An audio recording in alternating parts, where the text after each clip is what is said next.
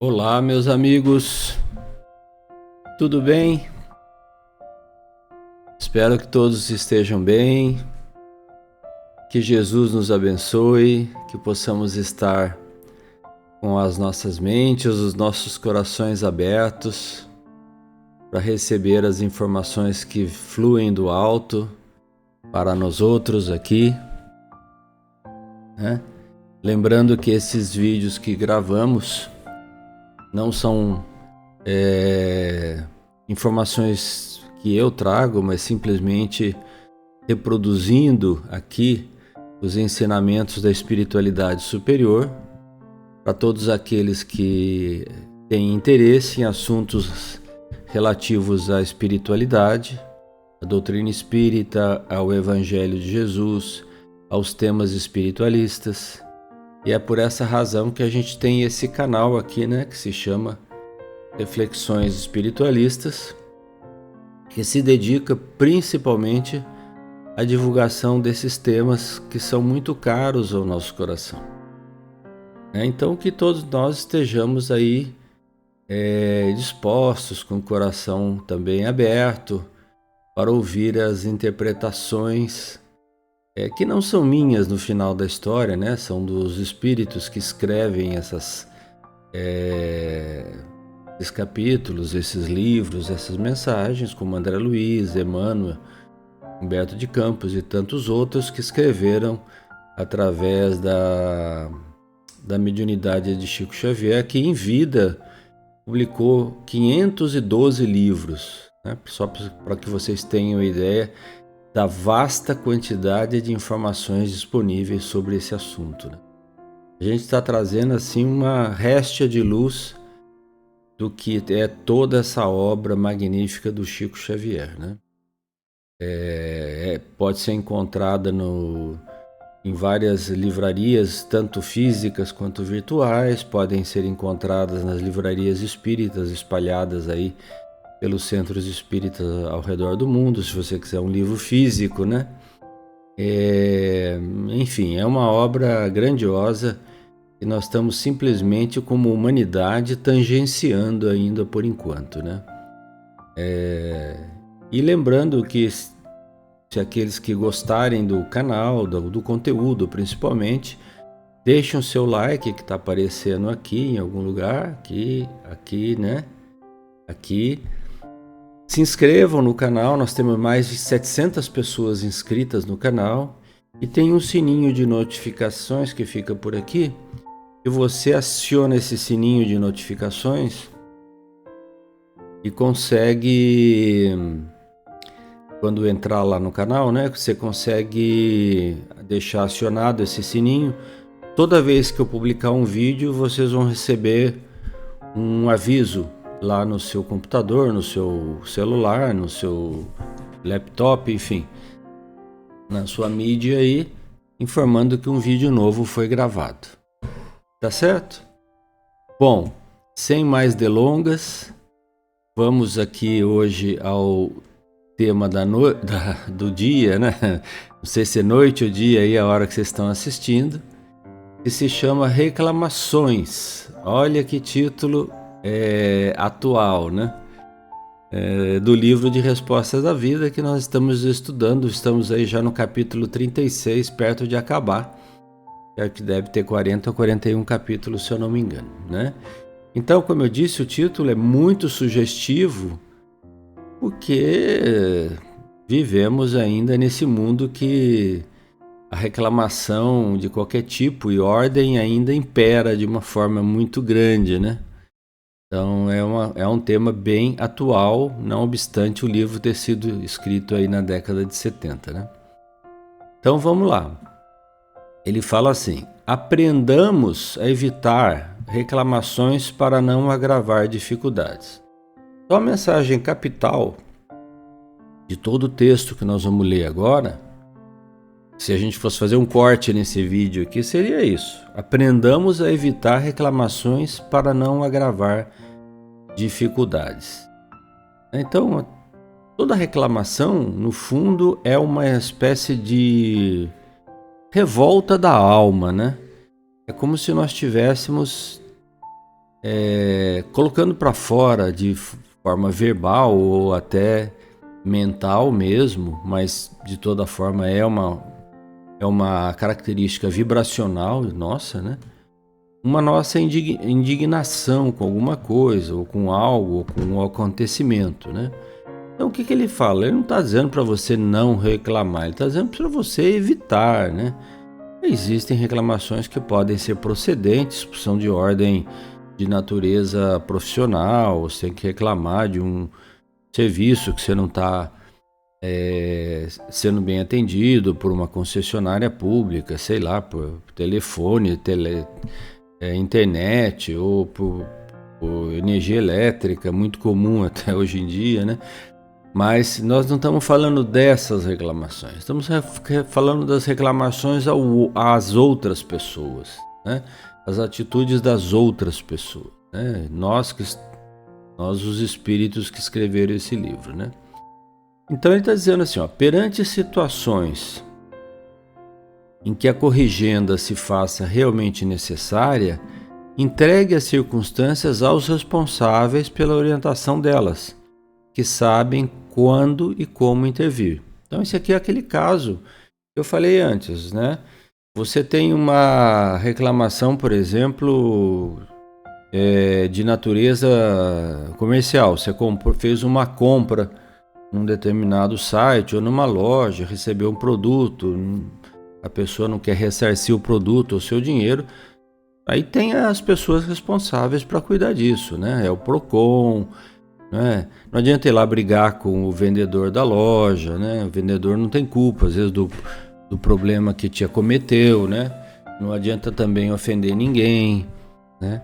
Sempre a simpatia é o melhor caminho para reclamação, né, gente? Porque a gente sendo simpático, mesmo reclamando, a gente terá melhores condições de ser ouvido do que chegar com os dois pés no peito de uma pessoa que às vezes é um mero funcionário que está ali cumprindo ordens, né? Então, esse tipo de reclamação a gente leva para quem tem que resolver, né? Problema com o filho na escola, você leva para a orientadora escolar, leva para a diretora, para a professora, seja quem for, né? Então, eu acho que esse é um ponto importante para a gente entender o começo dessa história aqui. Depois ele fala assim, se você achou o ponto nevrálgico de alguma crise, olha bem que aqui nós estamos agora falando de alguma crise, tá? Crise o que é? Que possa afetar o seu mundo íntimo ou de muitas outras pessoas, né? Terá encontrado o lugar onde o proveito geral lhe pede auxílio. Então, aí se você tem como auxiliar, né? Aí, lembrem, vocês encontraram um ponto nevrálgico de uma crise, né? Que pode ser de interesse geral. E aqui não está falando que você tem que ir lá reclamar, está falando que você pode auxiliar, né? Onde o proveito geral lhe pede auxílio, onde você pode auxiliar.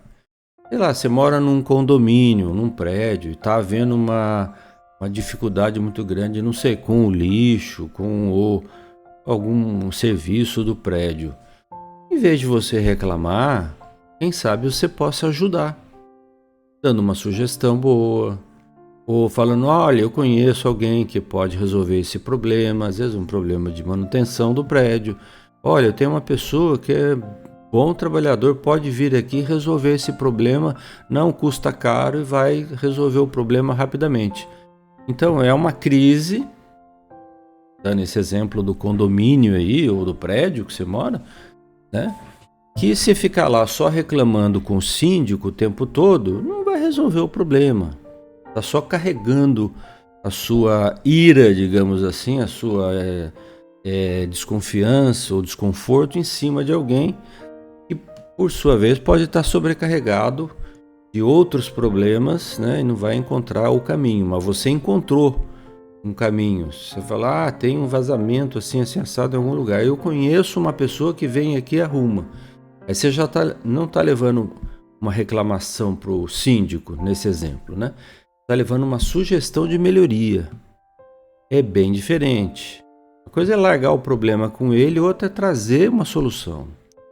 Então, pensemos nesse exemplo, e ele é muito usual. Você conversa com qualquer pessoa que mora em condomínios ou em prédios hoje, onde a vida é coletiva, como não podia deixar de ser, e você encontrará inúmeros exemplos assim, onde o seu concurso poderia ajudar a coletividade ali existente, e não simplesmente emitir uma reclamação, que só vai se juntar a outras e vai sobrecarregar o responsável por aquele serviço, tá bom?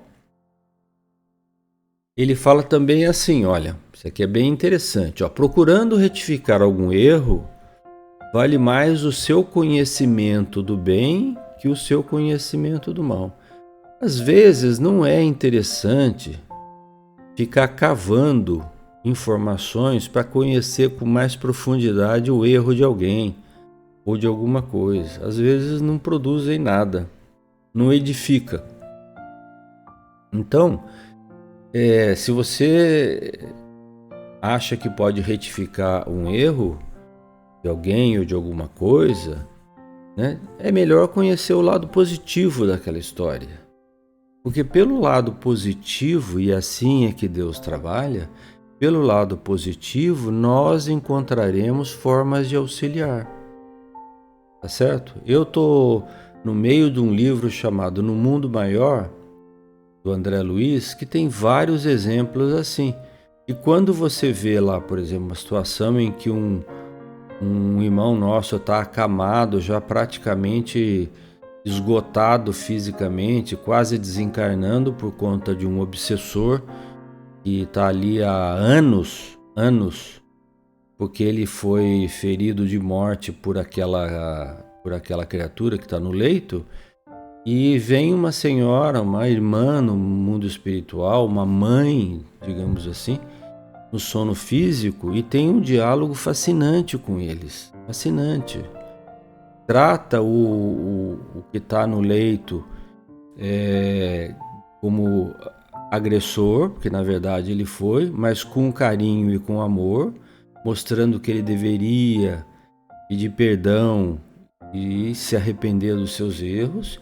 E o verdugo, que a nós pareceriam ser repugnante, que nós quereríamos afastar à força se pudéssemos, ela trata como filho e como uma pessoa que errou e que está querendo fazer justiça com as próprias mães. O diálogo dela, que não dá para descrever aqui porque é muito longo, é um diálogo de amor. Então vocês vejam como a providência divina trabalha. Trata o verdugo como um irmão, como um filho, e fala de coração para coração, a ponto de terminar a história, dando um spoiler aí, mas é importante para vocês entenderem, e depois dessa longa conversa, extravasada por puro amor, o verdugo cai de joelhos chorando, reconhecendo que ele não deveria fazer aquilo. Mas foi o amor, o sentimento daquela mãe, daquele espírito elevado, que foi chamado ali para intervir naquela situação. Ou seja, não houve nenhum tipo de violência do plano espiritual. Ele, conhecendo os males que cada um causou, estava causando, atuou nas coisas boas que eles tinham dentro deles. Então, Deus corrige os erros, retificando-nos com amor, sem violência. A divina providência tem essa característica de contornar os problemas e encontrar dentro das piores criaturas o lado bom de cada uma delas. Porque todos nós, malfeitores ou não, fomos crianças, tivemos mães, tivemos pais, tivemos pessoas queridas que nos ajudaram a crescer e a viver, que nos amam, que às vezes já estão no outro lado da vida. Todos nós, o principal ou pior malfeitor que você imaginar que esteja aí, tem uma mãe que o ama. Para ela, ele é filho dela. É aquela criança querida que ele acariciou no leito, que fez cuidar, que tratou quando estava com febre durante noites e noites, que viu crescer, que ensinou os primeiros passos, né?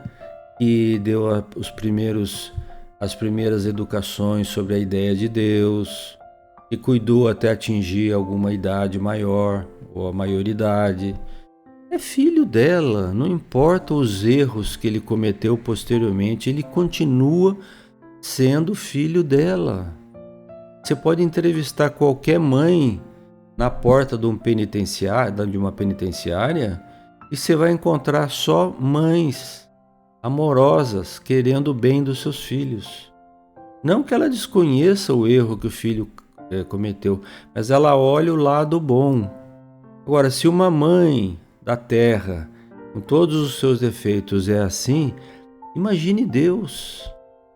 Deus que nos conhece desde o início da criação das nossas almas, né? Como está lá no livro dos Espíritos, né?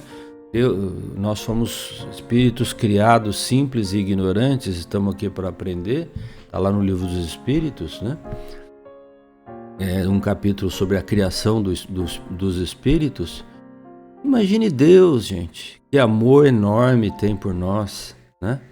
Então, esse trecho aqui é para a gente entender que a gente não retifica o mal com o mal.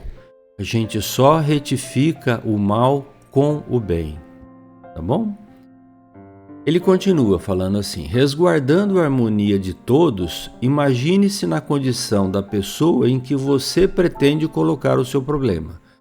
Aí é uma outra situação, é aquela que eu falei de encontrar pessoas que estão sobrecarregadas. Você vai numa repartição pública lá e tem um funcionário, uma funcionária que já está assim sobrecarregado de problemas. Você vai lá levar a sua reclamação, que para você é importante. Só que você vai encontrar uma pessoa sobrecarregada de coisas. Adianta você brigar com ela? Adianta você xingar, reclamar alto, ou ser incômodo, ou impaciente, ou às vezes até agressivo? Não. Você só vai estar agravando a condição daquela pessoa. Ponha-se no lugar dela, né? Às vezes nem ganha um salário adequado e está lá recebendo um montão de reclamações. Então, a gente tem que ter um pouco de harmonia, de bom senso para cuidar dessas coisas, tá certo? Reflita nas tribulações que provavelmente estará atravessando a criatura a quem você deseja apresentar a sua crítica. Acabamos de falar, né? Me antecipei aí no comentário desse parágrafo. É isso, põe-se no lugar daquela criatura e você vai ver que às vezes ela já está no limite do limite, do suportável. Então, quando a gente observar uma situação dessa, para um minuto, faz uma prece rápida, assim, pensa em Deus e veja a melhor abordagem para cuidar daquele problema sem sobrecarregar um irmão nosso com enormes dificuldades que a gente nem pode imaginar, tá certo? A sua reclamação não lhe trará vantagem alguma. É o resumo dessa história se for mal feita. Azedume para com as pessoas das quais você espera cooperação e serviço é o modo mais seguro de preveni-las contra o seu próprio interesse, né? Então, é aquilo que falamos já também. Se você chega lá cheio de irritação, de ódio, de raiva contra uma pessoa, um servidor, um funcionário, por mais razão, veja bem, por mais razão que você tenha, você não criará naquela criatura simpatia para com o seu pleito. Então o seu pleito será tratado também com antipatia e talvez com mais demora, porque você criou uma inimizade gratuita com aquela criatura que não ajuda em nada o seu próprio interesse. É isso que o André Luiz está dizendo. Então a forma de abordar as situações difere muito, muito, muito, muito. A regra geral é, quanto mais simpático a gente conseguir ser, mesmo numa situação de reclamação, melhor para nós, né? Não só para outra pessoa, mas para nós também. Qualquer pessoa, quando cultive a paz, pode retirar-se em paz do lugar onde se julgue em desarmonia ou desapreço, né?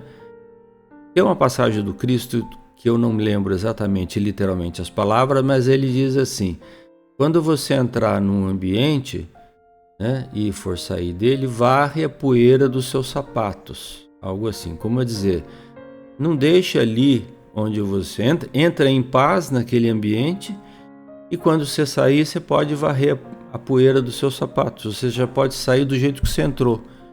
Como que você entrou? Em paz, você vai sair em paz também, né? Agora, se você entrar já em desarmonia com aquele ambiente, possivelmente você vai sair também pior do que entrou.